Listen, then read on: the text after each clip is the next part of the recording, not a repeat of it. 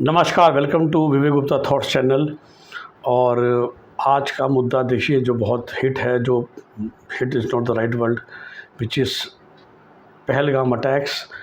और देखिए पूरे देश का मूड जिस तरफ है उसकी बात करेंगे तो लोग वाह-वाही करेंगे और उसके अगेंस्ट बात करेंगे तो लोग गालियाँ देंगे, लेकिन मैं तैयार हूँ। देखिए डेफ़िनेटली कोई शब्द नहीं है और मैं तो बस वही बात है, मैं हमेशा ही ऐसी चीज़ों में ही सोचता हूँ, जो बेचारे मरे उनके बदले मैं भी उठ सकता था, मेरा परिवार भी उठ सकता था, क्यों नहीं, हम भी तो घूमने जाते हैं। So this is the starting point of this video. लेकिन ना फिर से वही बात है कि कैसे बातों को घुमा दिया जाता है और मुझे नहीं पता एक्चुअली में कल्प्रिट कौन है। ठीक है, धर्म पूछ के मारा गया बिकॉज़ वी नो, हमें पता है कि भाई एक सर्टेन ग्रुप ऑफ पीपल है जिनको शायद हिंदू पसंद नहीं है, लेकिन दैट क्या क्या वो हिंदुस्तान के सारे मुसलमानों को ऐसा बना देता है? क्या हम सारे हिंदुओं को सारे मुसलमानों से नफ़रत करनी शुरू कर देनी चाहिए, जो मीडिया में और व्हाट्सएप पे और इवन जिस RW में रहता हूँ उसमें फैलाना शुरू कर दिया गया है? नहीं। मेरे कुछ, मैंने जैसा बोला, मित्र भी हैं, बिज़नेस पार्टनर्स भी हैं, क्लाइंट्स भी होते हैं, वो are really really really nice people, जो शायद पॉजिटिवली कंट्रीब्यूट कर रहे हैं to the economy of India, society etcetera etcetera. तो चूँकि कुछ लोगों ने किसी अल्टीरियर मोटिव से, वो अल्टीरियर मोटिव क्या है? वो अल्टीरियर मोटिव जैसे कि हम सभी जानते हैं और मैं समझाने को, एवरीथिंग इज़ बिज़नेस। तो क्या उनका बिज़नेस है, ये करके उन्होंने क्या अचीव करने की कोशिश करी? डेफ़िनेटली शॉर्ट टर्म में जम्मू कश्मीर का टूरिज़्म हिट करेगा, जिसका नुकसान तो वहाँ के लोकल लोगों को ना, जो कश्मीर में रहते हैं। और कश्मीर में कौन रहता है? 70% मुस्लिम्स। सो बेसिकली मुस्लिम्स की ही इकनॉमी हर्ट करेगी जब हिंदू टूरिज़्म नहीं जाएगा।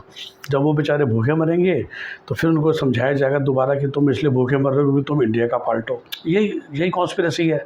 और अगर तुम आज़ाद हो जाओ या तुम पाकिस्तान में आ जाओ तो इतनी तुम भूखे नहीं मरो, क्योंकि हम वहाँ पर जाके जो टूरिज़्म करते हैं उससे उनको पैसा मिलता है, they live a good life. और वो ऐसा ना हो पाए तो उसके लिए ऐसे अटैक किए जाते हैं ताकि फिर से वो जो लोकल लोग हैं उनको भड़काया जा सके। देखिए जो बाहर से आ रहे हैं 20, 50, 100, 500 लोग, इनका तो पर्पज़ ही ये है ना, ताकि वो भड़काना शुरू हो। अब इनको कौन फंड करता है? ये सेल्फ फंडेड होते हैं या कोई पाकिस्तान गवर्नमेंट ने फ़ंड किया या पाकिस्तानी एजेंसी ने फ़ंड किया, दैट आई डोंट नो।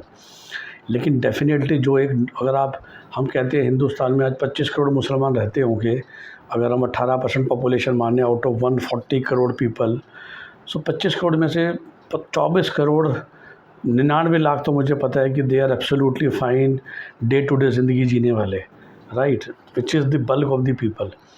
अब कुछ लोगों की बेवकूफ़ियों की वजह से या जो भी उनका कारण है, हम एक धारणा बना लेते हैं। लेकिन एक और बात, यार मैं दिल्ली में रहता हूँ, मुझे इतना पता है कि यहाँ तो मैं कार में मेरी गन पड़ी हो तो मेरी हिम्मत नहीं होगी 2 किलोमीटर दूर जाने की, कभी भी चेकिंग हो सकती है। और ओपन में फायर करने की तो बिल्कुल नहीं होगी, मैं कभी पकड़ा जा सकता हूँ।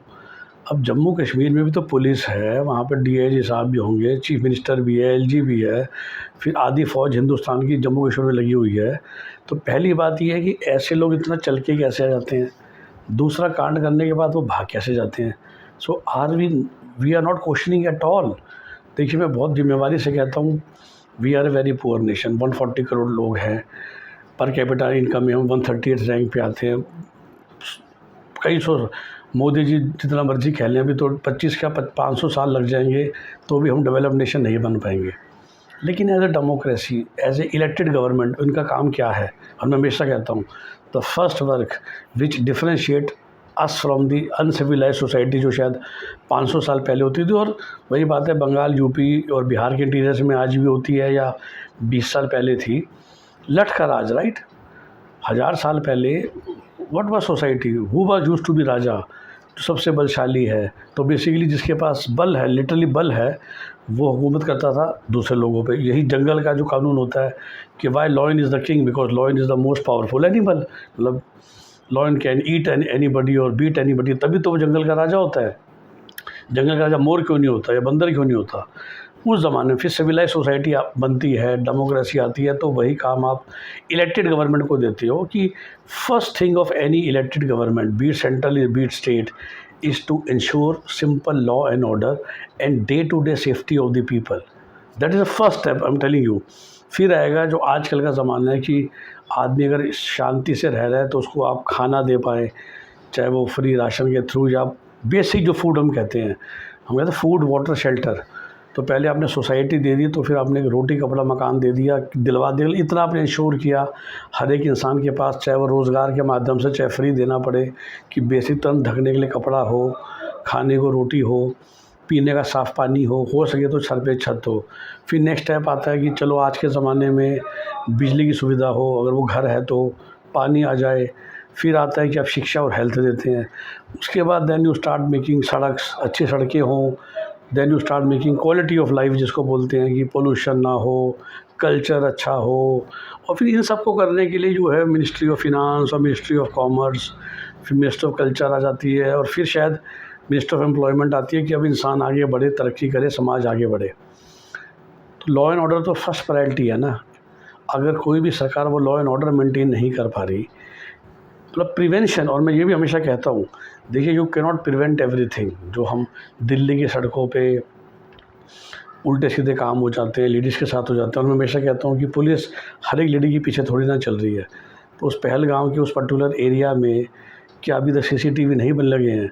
क्या वो जब भाग रहे थे वहाँ से इतना बड़ा गन शॉट्स हुए, लेडीज़ को वहाँ छोड़ा गया, उनके हाथ में मोबाइल फ़ोन थे, तो वो क्या सुविधा थी कि वो भाग कैसे गए? मेरे को समझ में नहीं आ रहा है। और पहली बात, इतने सारे लोग इतनी बड़ी बड़ी गन्स लेके वहाँ पहुँचे भी कैसे? क्योंकि मैंने कहा ना कि रेप वेप करना तो चलो फिर भी वो रहता है कि वो तो इंडिविजुअल ख़राब मानसिकता वाले की निशानी है, या कोई और चाइल्ड क्राइम होती है, पॉकेट स्नैचिंग होती है कि आपको शक्ल से नहीं पता चल रहा।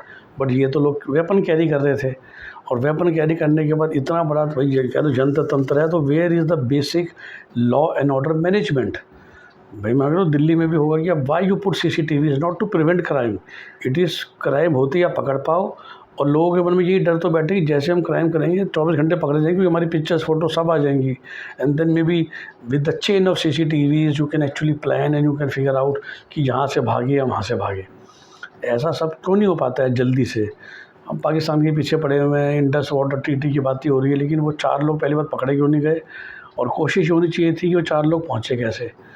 और वो जो सिस्टम है ना भाई, उसको दुरुस्त कीजिए, और खाम में एक पूरे रिलीजन को बदनाम मत कीजिए। एक कंट्री को ख़राब हो सकती है, जो है ही हम सब जानते हैं, Pakistan, but not every Muslim of India belongs to Pakistan. अगर आप किसी पाकिस्तानी मुस्लिम से भी पूछ लोगे, भाई everybody wants to come and live in India ना, इसमें तो कोई शक की बात नहीं है कि even for Muslims India is a better country to live than Pakistan, कि पाकिस्तान में तो इंटरनली इतनी प्रॉब्लम्स हैं। तो फिर why we have to blame our near and dears जो हमारे आसपास रहते हैं, इकनॉमी को, सोसाइटी को पॉजिटिवली कंट्रीब्यूट करते हैं। प्लीज़ ज़रा सोच समझ के एक्शन कीजिए, इतनी इमीडिएटली हेटर मत कीजिए। और कुछ लोग, जैसा मैंने कहा, जो कि अपने अल्टीरियर मोटिव के लिए सब करते हैं, और उनके एक्शंस में भड़कावे मत आइए। उन एक्शंस को रोकने का कोशिश करो, that is more important, right? Have a nice day, bye bye. जैसा मैंने कहा कि this video is against the public perception and public sentiments right now, तो प्लीज़ ज़्यादा गालियाँ मत दीजिएगा। सोचने के लिए आपको ये वीडियो बनाया है। Bye bye, take care.